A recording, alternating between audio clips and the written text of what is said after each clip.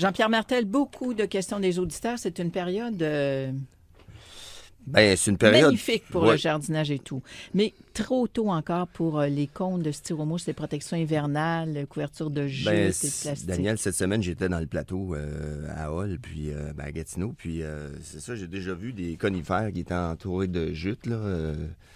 C'est un petit peu trop tôt, là, définitivement. Là, Même chose pour les cônes de styromousse. Même chose. On attend toujours que le sol soit gelé, mais là, ce qu'on parle, le sol, il faut qu'il soit gelé quand même en permanence. Pour les gens là, qui veulent absolument faire quelque chose dans le jardin, là, parce qu'ils veulent prendre l'avance, c'est certain qu'on peut commencer à faire surtout la taille des vivaces, principalement les vivaces qui sont les plus hautes, là, parce qu'on le sait, les vivaces basses, c'est toujours préférable de les laisser mourir sur le plan. Par contre, il y a beaucoup de gens qui les hostas, ces choses-là, vont les nettoyer. Il y a des vivaces basses qui sont tellement blindées qu'ils n'ont pas nécessairement besoin de cette protection-là. Là, mais du le feuillage. problème, notamment avec les rudbeckia, les échinacées, les communes, les roses, là, les oiseaux viennent manger les graines, c'est magnifique. Oui. Par contre, si elles tombent au sol, elles se ressèment. Ouais. Même chose pour les lupins Batista, là, les faux rudbeckia, lupins. les lupins, les delphiniums aussi. Donc, nous, on dit toujours, les vivaces qui sont hautes, on les coupe, on garde environ un pied de tige. Ça permet à la base du plant d'accumuler un petit peu de neige puis faire des protections. Les basses, on les laisse mourir sur le plan.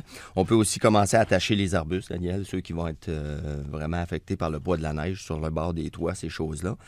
Puis installer les piquets en prévision, justement, d'installer les fameuses protections comme telles.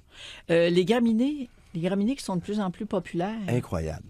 Puis moi, je dirais même que les graminées vont peut-être détrôner les chrysanthèmes d'automne dans pas longtemps. On commence mais à là, voir... vous parlez de graminées annuelles qu'on peut acheter. Oui, mais il y a des producteurs, Daniel, qui se lancent justement dans la production de graminées pour l'automne, des variétés un peu plus basses qu'on peut mettre dans des pots. Puis moi, je dirais que les autres graminées, qu'on parle de miscanthus, calamagrostis et ainsi de suite, c'est là qu'on voit que c'est vraiment très, très populaire. Nous, ça rentre encore à ce temps-ci, puis ça sort là... en vivace? En vivace. Les gens veulent planter des graminées, donc c'est vraiment, là, c'est assez surprenant, là. La popularité. La popularité de ces graminées-là. La fameuse mycorhize à laquelle vous nous avez, comment dirais-je, j'allais dire addicté, mon Dieu, excusez-moi, mais habitué. Ouais. Hein, nous sommes devenus vraiment là, ouais. des amants. Ben, c'est parce que dans le temps, Daniel, on avait l'os moulu. Hein? On disait l'os moulu, c'est du phosphore. Le phosphore, c'est pour les racines, puis c'est le temps de le mettre dans le trou parce que le phosphore ne voyage pas dans le sol. Si le phosphore, c'est le chiffre du milieu. Si on en met en surface, il descend très mal au niveau des racines. Le problème, c'est que le phosphore, sous forme d'os moulu, n'est pas disponible à la plante avant 1 à 2 années facilement. Donc, la mycorhize, elle, au contraire, c'est un champignon qui vit naturellement dans le sol. Puis, il va se greffer au système racinaire, puis il va agir immédiatement. On parle d'1 semaine, 10 jours, là, aussitôt que l'humidité est là. Par contre, savez-vous que les gens qui achètent, c'est commercialisé sous Mike, mycorhize, mais là, il va y avoir de la compétition. M-I-K-E, hein? Oui, il va y avoir de la compétition. Il y a d'autres mycorhizes qui s'en viennent sur le marché. Ce qu'il faut savoir, c'est que le champignon est dans un substrat dans le pot pour survivre. Mais les gens, dites-vous toujours, il y a une date de péremption sur le contenant. Donc, la mycorhize est vivante pour une période, généralement, c'est 1 an et demi. Et deuxièmement, il ne faut pas la laisser geler. Ça, donc, on ne les laisse pas dans nos remises, nos cabanons. Et voilà. Là, il y a un client qui me dit « Ouais, mais dans le sol, ça gèle. » Mais oui, mais dans le sol, elle est greffée avec la plante, la symbiose est partie, la mycorhize, le champignon est vivant. Mais dans son substrat, dans son pot, il ne faut pas laisser geler la mycorhize dans la remise parce que l'année d'après, elle sera plus bonne. Même chose pour les engrais? Non, ça n'a rien à voir avec les engrais. La mycorhize, c'est juste parce que les spores sont vivants. Dans le support, il ne faut juste pas le laisser geler. Donc, la rentrée, il y avait un client qui était très surpris de ça. Fructification d'automne.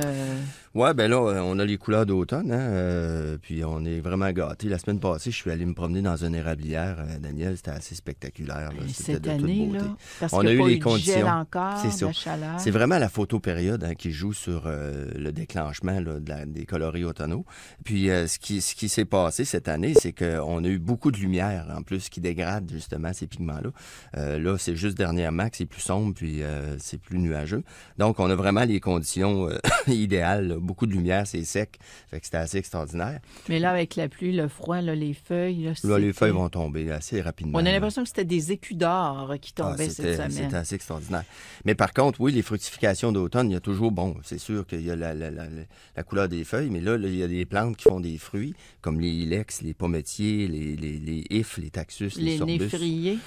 Il y en a beaucoup qui ressortent, là, puis c'est très, très, très intéressant là, de travailler avec ça. Bon, bien parfait. Jean-Pierre, tout à l'heure, on va parler du gazon. Dernière tonte, bien sûr, sur encement et oui, potager. Puis je vais aussi vous parler des mélèzes parce que c'est un conifère dont la couleur d'automne est assez spectaculaire. Parfait, Jean-Pierre Martel.